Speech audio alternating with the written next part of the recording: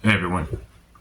Today I'm doing a book review on The Partial Truth, Partial Fiction, Necronomicon, Wanderings of Alhazred by Donald Tyson. This book is a nice mixture of occult truths and fiction based on the Necronomicon current. The design is pretty badass. You can see it looks like almost like leather. And the cool symbols on it. It looks like it's a bug is crawling on it. The inside has a small map concerning the wanderings of Alhazred. It talks about Abdul Alhazred and how he wandered in search of occult wisdom. And it kind of details that journey. On the inside, it has more of the bug looking things, like you picked up a book in the middle of a wilderness or desert and it's covered in bugs and stuff. It just kind of gives that really cool feel. Each chapter has a nice kind of creepy design to it. Rapture of the empty space. It starts off like just heavy, like being thrown into a desert and losing your mind. And it puts you right in the mood to experience hidden, forbidden things and exploring the unknown. My favorite part about this book is the starlit chamber of the seven gates. It is describing a place underneath Irim in the Arabian desert, Rub al Khali. It is a landscape, or not landscape, but a underground room that is dome shaped on the top, and it has a dais in the center that you sit on, and there are 7 images around the room, and there's a pin associated with each one that you can press down, and you can astral travel to that realm. Whether the place exists on the physical plane or not, I would leave that up to the reader. But it does exist on the astral, and the cool thing about that is you can imagine yourself in that scenery, and then you can astral travel to those locations and explore them on your own. And it talks about the 7 gates and where they lead to. Like one of them would be Atlantis, one of them would be the City of Heights, one of them is to Kadath, for those who know. Talks about Albion. So yeah, a lot of cool astral explorations are to be had with this book. After that, it talks about the Great Old Ones, the 7 primary ones that I mentioned in one of my other videos. And it has sigils for each one associated with the planetary squares of magic. Like here, for example, is one of Yog-Sothoth, the Lord of Portals. He is associated with Jupiter. Here's one for the Great Cthulhu. He's associated with Mars. It has chants for each of the old ones, as well as a little bit of backstory and mythology for each. And that's cool because you can work that into your own system if you practice chaos magic. The sigils, or the seals, they're pretty good and they're effective at contacting them on the astral, but it has a side effect, which is sometimes you'll get the planetary energy more than you will the energy of the old one in question. So be aware of that. Sometimes you can create your own seal using the energy and just kind of automatic drawing or using any method of sigil creation. And then keep using the invocations from here. Tweak them up as you see fit. And you can have them some good effects. My video the other day where I talked about the people who had passed on, that seal I was wearing. It's this one right here. The seal of Nyarlathotep. Uh, yeah, it gives you a feel of, or the sense of being out in the desert, wandering around, discovering hidden secrets, and it's a nice psychological effect, psychodrama. It's good to read this book before doing any kind of magic because it kind of puts you in the mood to do evocations and chaos magic and things like that. Um, it talks about an underground river, Azani, the riddle of the Sphinx interpreted, essential salts and their uses.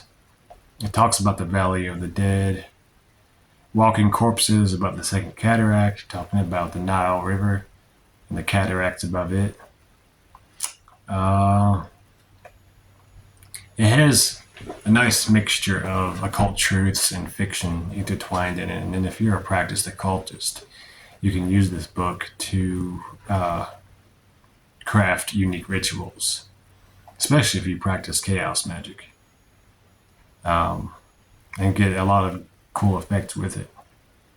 Because a lot of these things that are mentioned, if they don't exist on the physical plane, they exist on the astral plane because of so many people reading these things, formed it in their minds, and it exists there now. So you can interact with these things.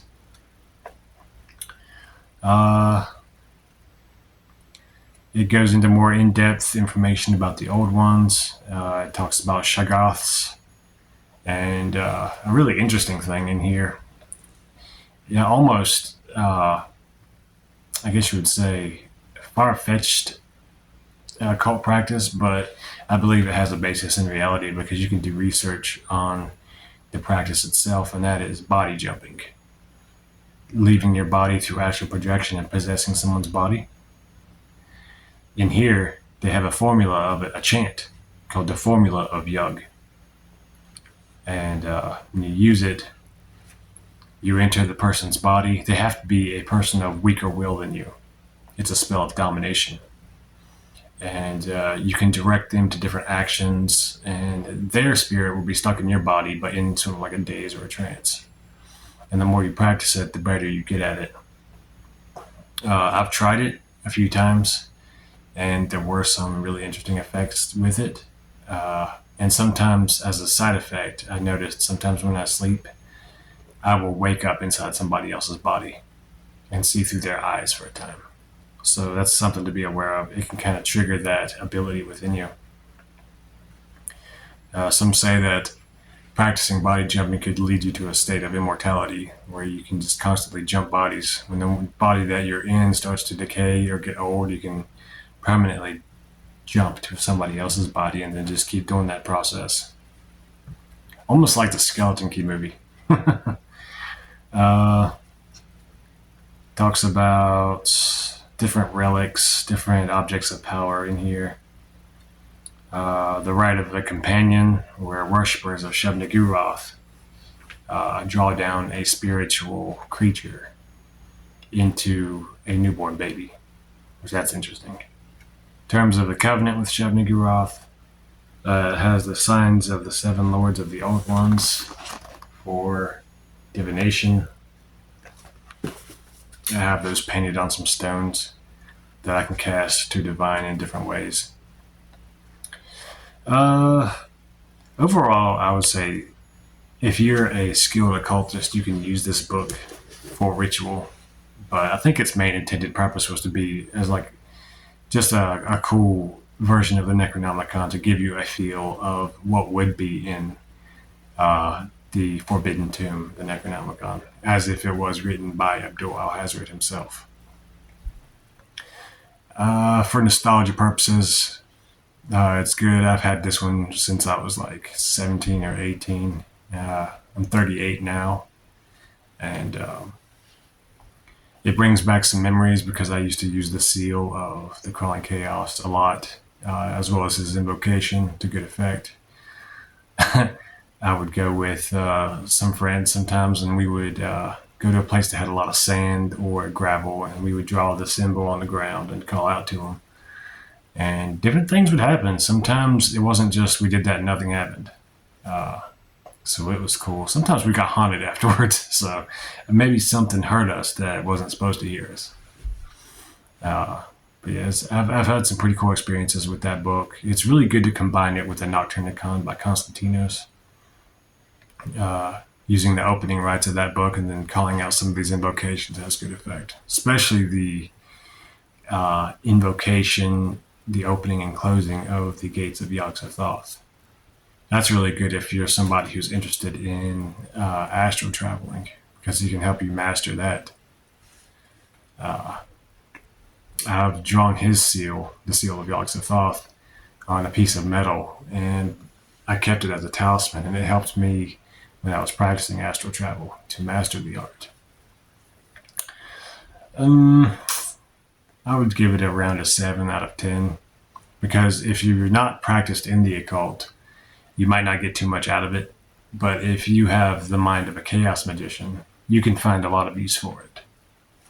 And at the very least, you can read through it and get a good feel for discovering hidden things, being out in the desert, learning forbidden knowledge. That essence, that feeling, can propel you on your own path to search out hidden things that aren't known by many people.